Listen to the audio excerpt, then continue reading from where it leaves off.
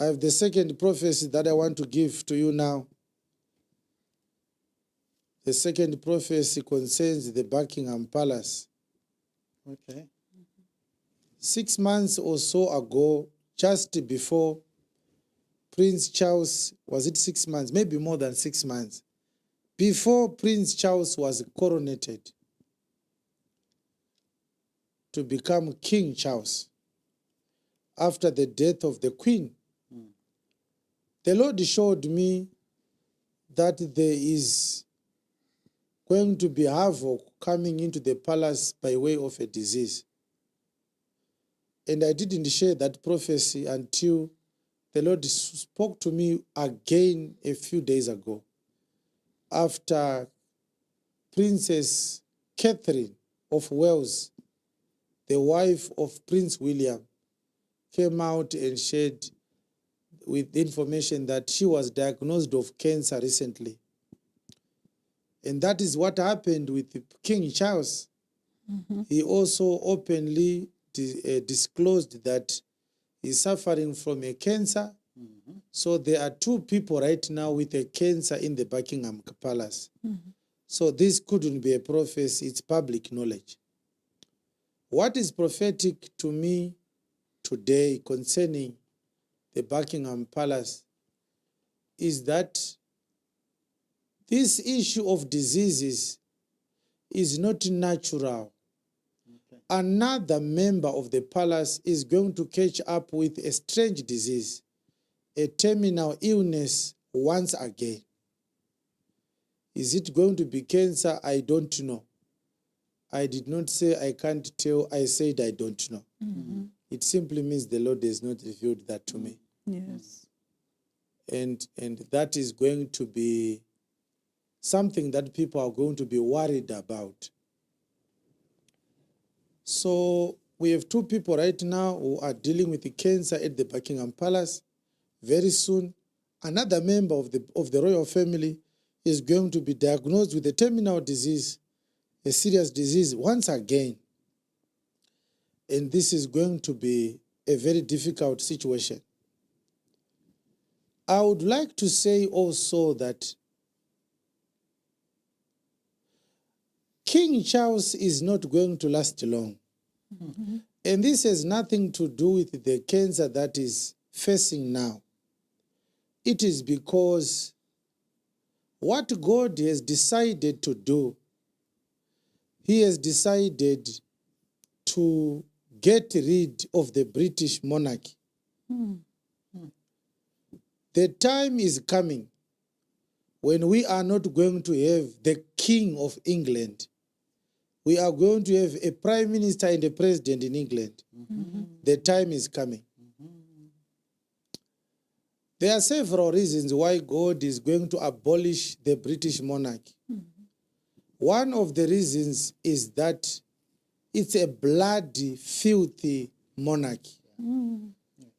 It presided over the murder of millions of Africans. And for that, it included African leaders.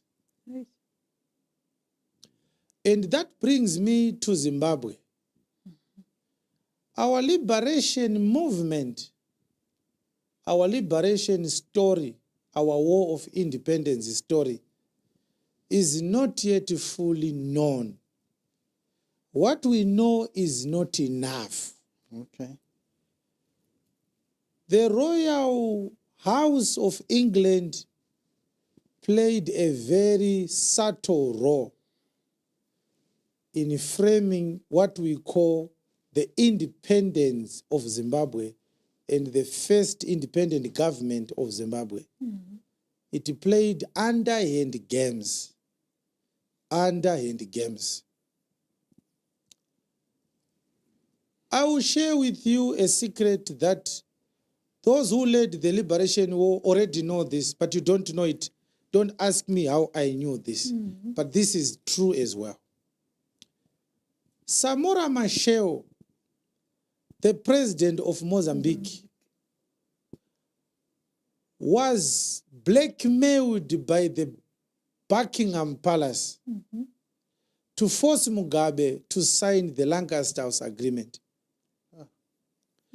Mugabe had been arguing that there are certain elements of that agreement that he did not agree with. He needed them revised.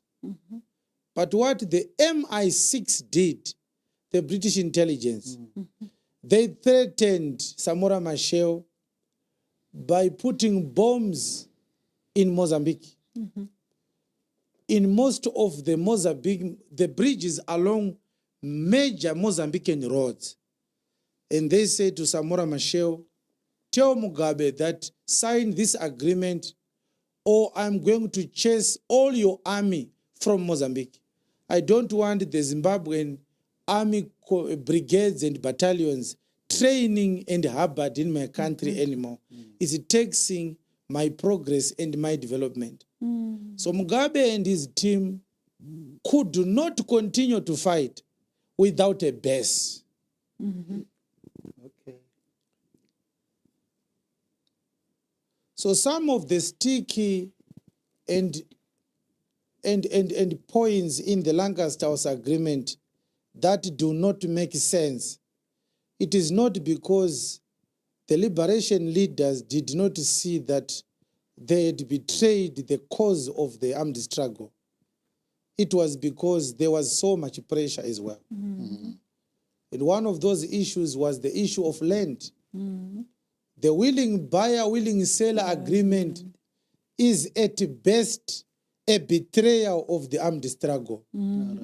Why did Mugabe and his fellow leaders sign an agreement that the Zimbabwean black African government is going to buy land from the white settlers who stole it from us?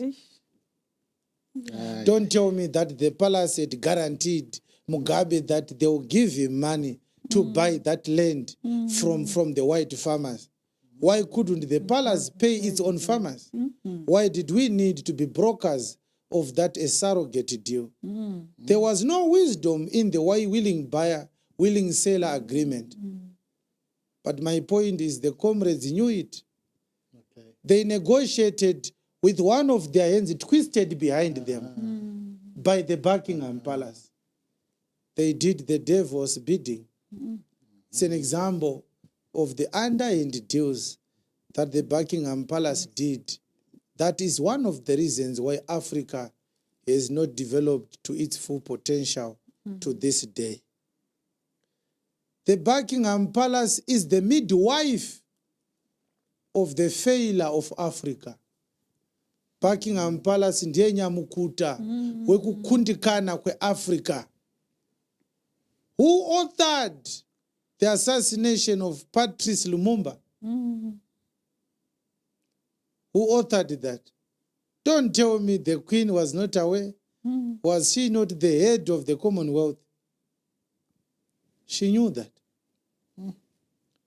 So the prophecy is there's going to be another terminal disease in the Buckingham Palace, and the prophecy is the Lord is going to do away with the royal governance structure of the United Kingdom.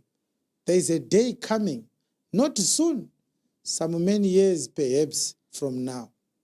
We are not going to have the King of England anymore.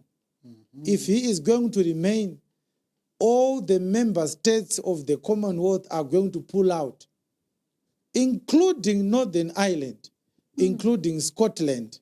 They are going to pull out. They are tired of the parasitic nature of the Buckingham Palace. So Africa should not have anything to do with the Buckingham Palace. The Buckingham Palace stole so much from Africa. Yes. There's nothing to admire there. Yes. But we are happy God is intervening to dissolve this vampire that stole so much from Africa. How many heads of African leaders are stored in Britain right now? Musoro wambianyanda wakaenda ku England. Do you think the Queen is not the one who orchestrated that? Charles was beheaded in Harare. Her head was flown to England. A few months ago, the tooth of Patrice Lumumba was buried in DRC. A few months ago, they dissolved his whole body Yes. and only preserved one tooth. Yes. How can DRC receive a tooth from the Belgian government without any reparations whatsoever? Mobutu Sese conspired with France and Belgium to assassinate Patrice Lumumba, and they kept his tooth in Belgium until a few months ago. Can you imagine a government openly declaring and confessing, we assassinated your president many years ago. We dissolved his body in acid. The assassinator, the assassin, he preserved a tooth. Muguva ra Patrice Lumumba izvezvi munongori nezino chete. Yes. A pan-Africanist. Yeah. And the DRC government does not demand that Belgium pays for its sins for assassinating an African president. They did confess. Belgium yakabvuma tisu takauraya Patrice Lumumba. They did. And they buried him. Now tell me that this outgoing DRC president didn't receive anything from the Belgian government for receiving the tooth of his predecessor quietly. Kuisa tooth zino mukasket so nyika yese kwakuita mariro kana wana akabvunza kuti hatichada kuona embassy yeBelgium muno. Let Belgium pay thousands and millions of dollars for the role that it has played. Yeah. Huh? Yeah. What happened to Sankara? Thomas Sankara? Was he not assassinated? We know these things. We are not African preachers which just read the Bible. It is incumbent upon us to know the history of Africa as well, so that when God awakens us to the true gospel, we also understand our rightful position in the history of the world and in the politics of the world.